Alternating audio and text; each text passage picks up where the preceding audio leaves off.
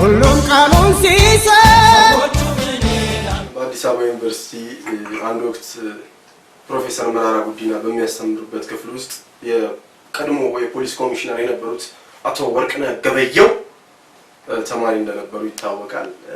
እና አቶ ወርቅነህ ገበየው አንዳንድ ጊዜ ስራ በዛ ሲልባቸው ክፍል ውስጥ አይገኙም ነበር።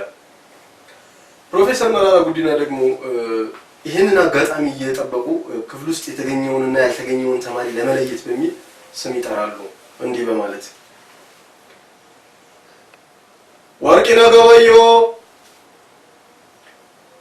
ገበየው ካለ አቤት ብሎ ከሌለ ቀሪ አድርጌያለሁ።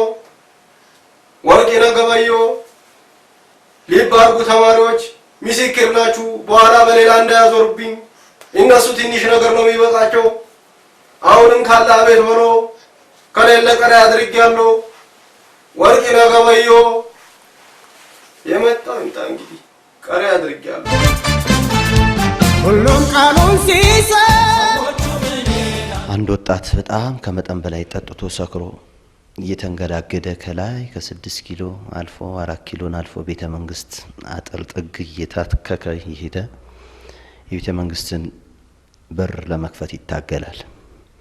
ማማ ላይ ያለው ሰውዬ መስከሩን አይቶ ስማ እስኪ ምን አባህ ነው የምታረገው? አተ መንገድ በዛ አይደል እንዴ? በዚህ ማለፍ ክልክል ነው እንጂ። ዋይ የአባቴ ቤት ነው ክፈቱልኝ እገባለሁ። ዋይ ምን አልካተ?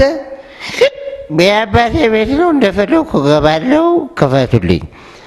ዋይ ጋሽ መለስ እኮ በጣም አሰቡ እኮ ልጄ ውጭ ቀረ።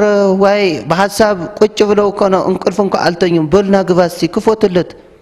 ተከፍቶ ገባ። ቋንጃ የለ መገጣጠሚያ የለ ቁርጭምጭሚት የለ ደና አርገው ከትክተውታል። ደና አርገው ልቀቁታሉ። ወጣ።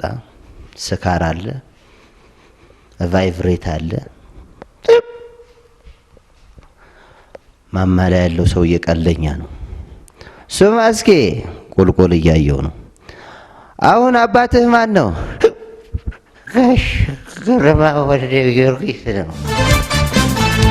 ሁሉም ቃሉን ሲሰጥ ብርቅዬው አትሌት ደራርቱ ቱሉ በአንድ ወቅት ሩጫ ሮጣ ለእሷ አቀባበል በሚል ስቴዲየም ውስጥ ህዝቡ ጥቅጥቅ ብሎ ተገኝቶላት አበባ ይዞ ደራርቱ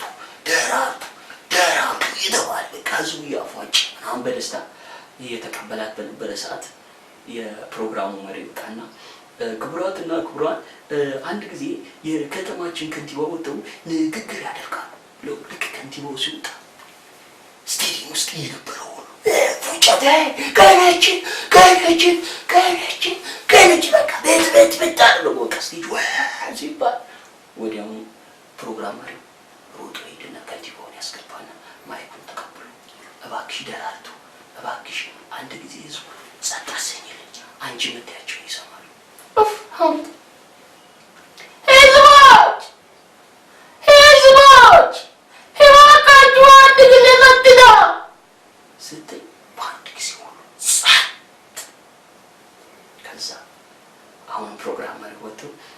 እናመሰግናለን ክቡራትና ክቡራን። አሁንም ያው የከተማው ከንቲባ ወጥተው ንግግር ያደርጋሉ። ከንቲባው ከወንበራቸው ድግ ሲሉ እዝዋይ ሸገፈኝ አንፈለግም ቀይጨ ብትብታለ ሮቦት ወዲያው አሁን ፕሮግራም ማይክ ይቀበልና እባክሽ ተራርቶ ይሄ ነገር ጥሩ አይደለም፣ እባክሽ አንቺ ውጪና እባክሽ አንድ ጸጣ ሰኝ አምጡ